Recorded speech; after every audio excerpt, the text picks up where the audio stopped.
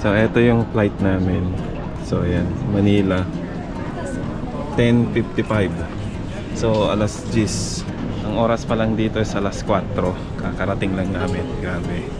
So maghantay pa kami ng mga hours. 8 hours pa yung antayin namin.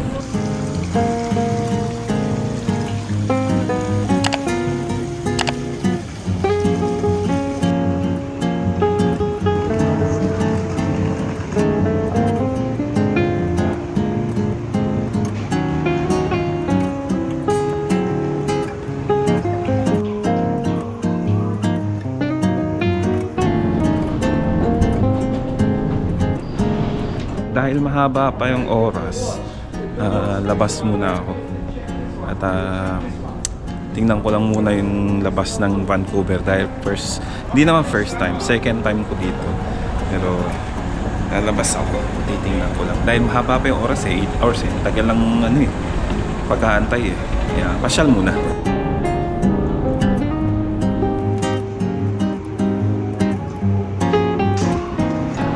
Ano lang, hindi naman ako makakalayo dito kasi so sisilip lang naman.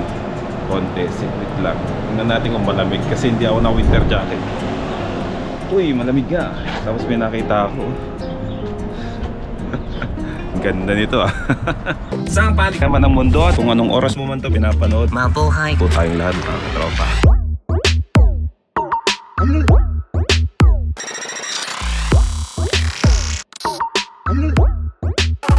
Grabeng ganda. Goodbye, Canada.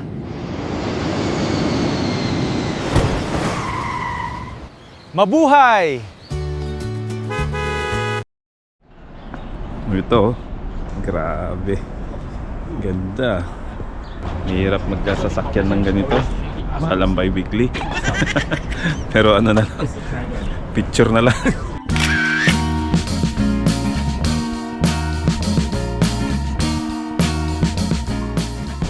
Dito pala sa Canada, ang RCMP ay parang PNP sa Pilipinas. Yung RCMP ibig sabihin ng Royal Canadian Mounted Police. Yan ang ibig sabihin ng RCMP dito. Sila yung mga PNP dito sa Pilipinas, sa Canada. Ano ba yan? I'm going away. I'm going away. Honestly mga tropa, nahaba ng airport na to, mahaba siya. Pero nilalamig ako. Malamig din pala dito sa sa labas. Kaya hanapin ko na lang yung entrance at makabalik na ako sa loob.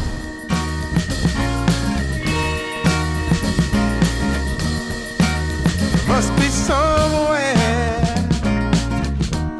welcome me into the fold. Blooming flowers as much as I can hold. I'm gone away. I'm gone away. I'm gone away. And the sun gonna shine on a brand new day for me. A brand new day for love. Is that your guitar?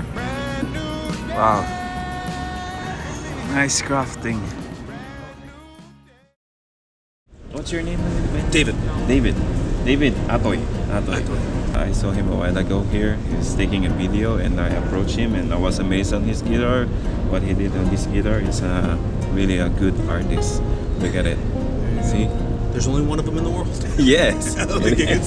You cannot replicate this. I'm sure somebody could, and I'm sure there's carvers that could do it much better than I could. I can guarantee there's carvers in this province You have different styles. that could. And this is original. I'm still kind of learning, and I've met a few really good carvers that do exceptional work, and they're so tuned in to like technique. Their work is so much tighter and well crafted.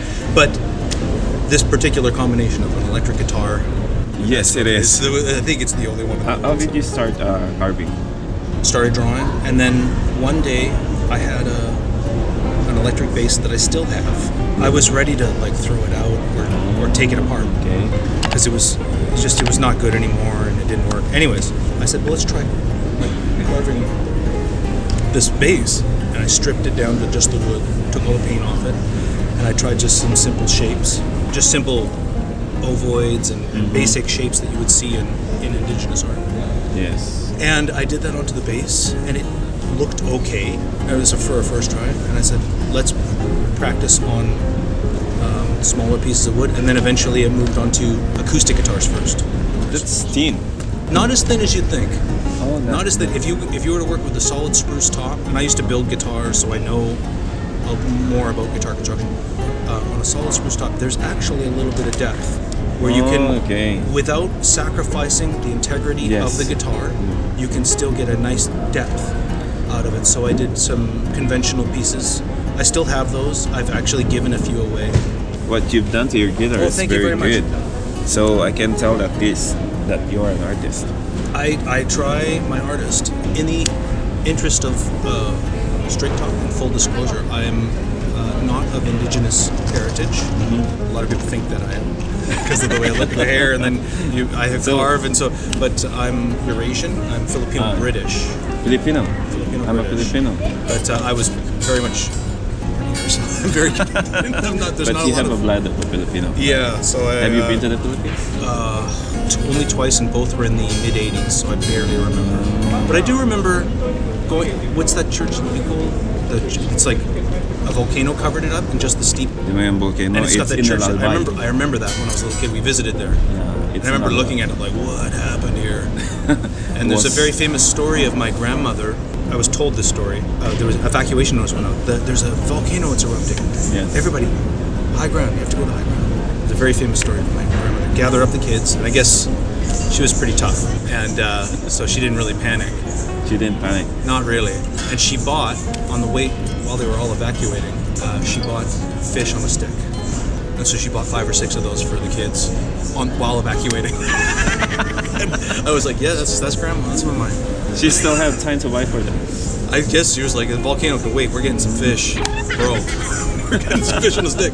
It's still new, so it feels a little bit oily. Fortune, so it'll smell a little oily.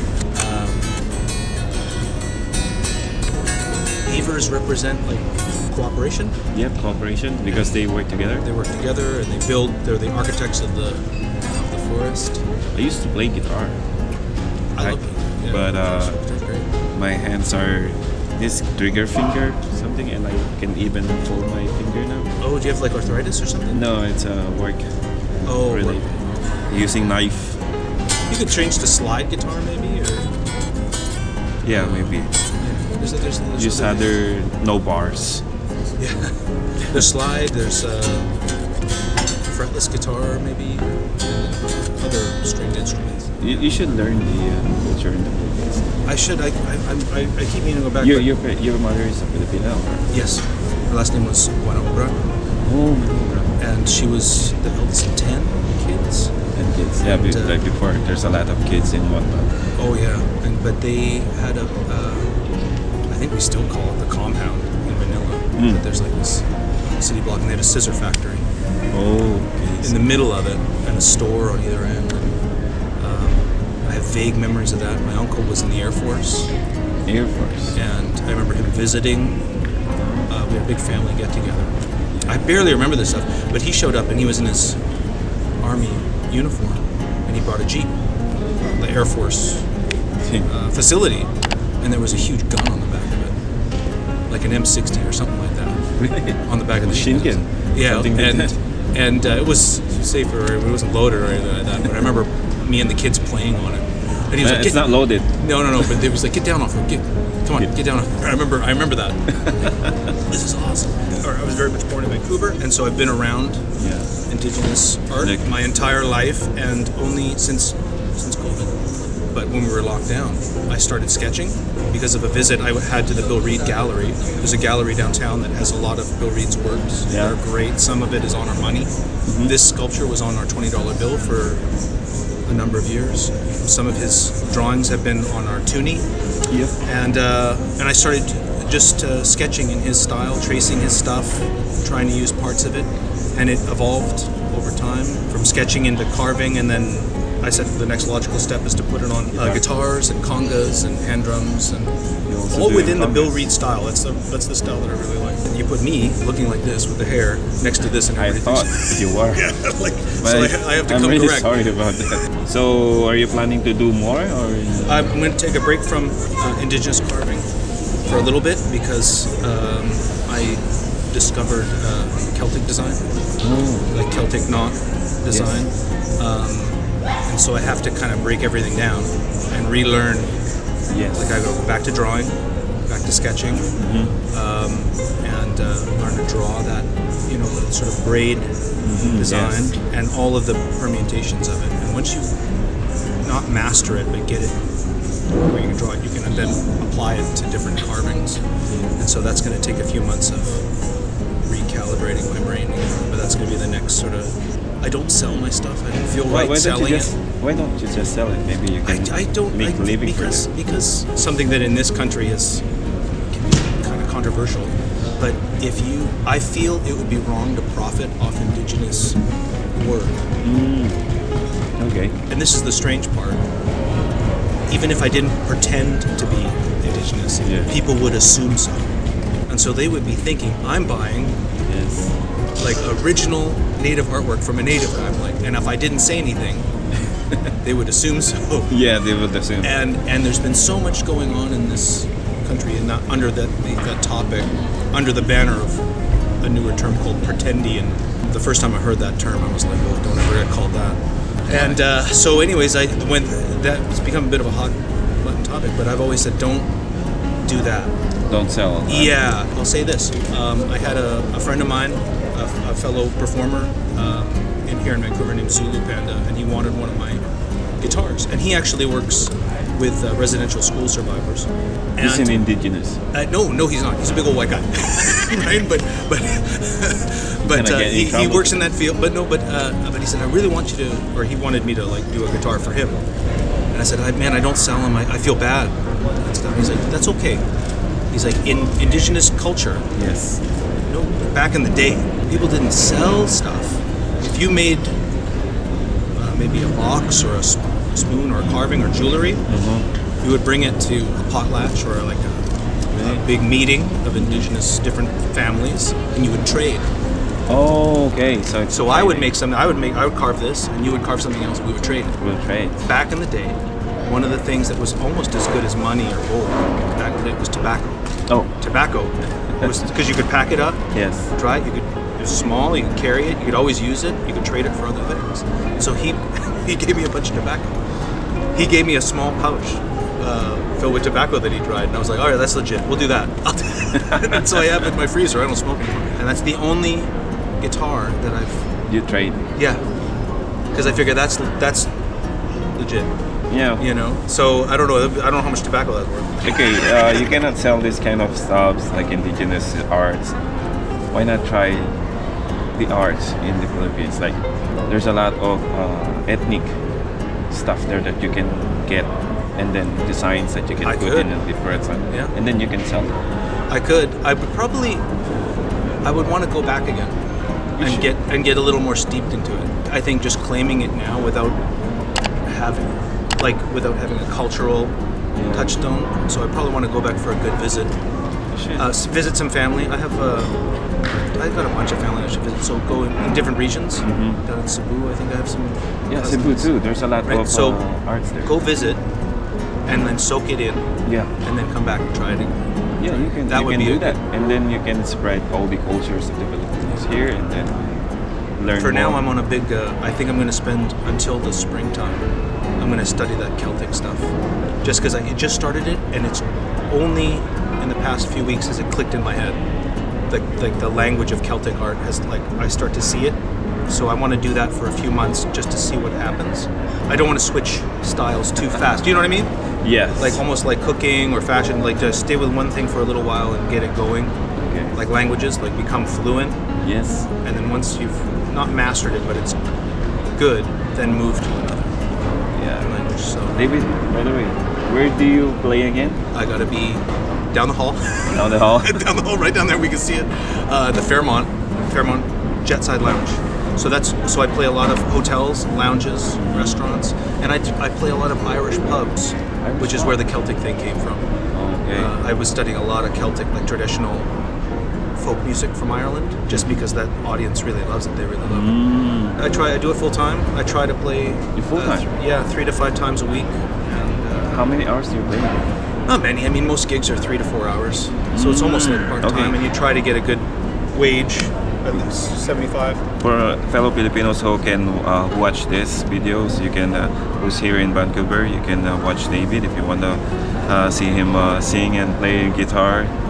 And the place that he mentioned it, you can visit it. Maybe At the Fairmont until 10:30. yeah, this evening. but don't forget to give him a tip. There you go. That's the best part. Yes. By the way, thank you, David, for Thank you so much. meeting you in. Can we take a picture? Yeah, by all means. Yeah, Can you hold this? And then, because I really like this, what you've done with your guitar.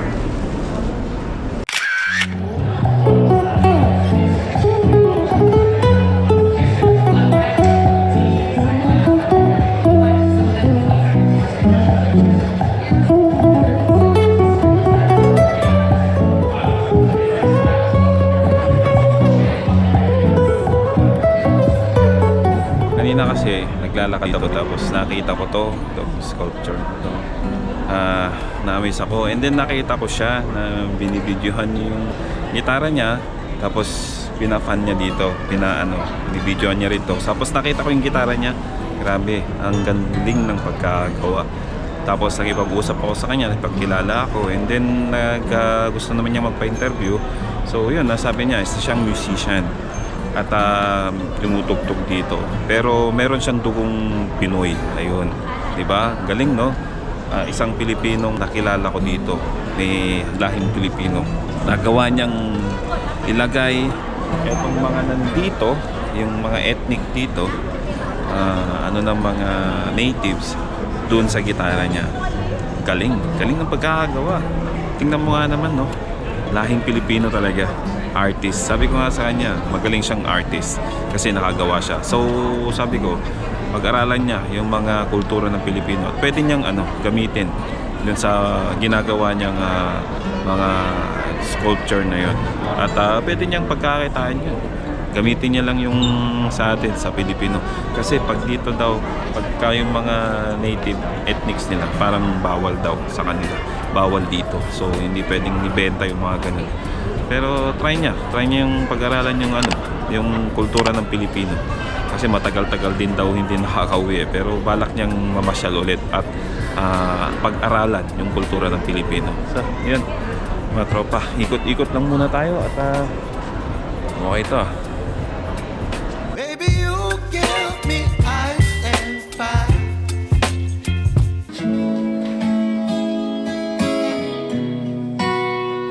Got the news on Friday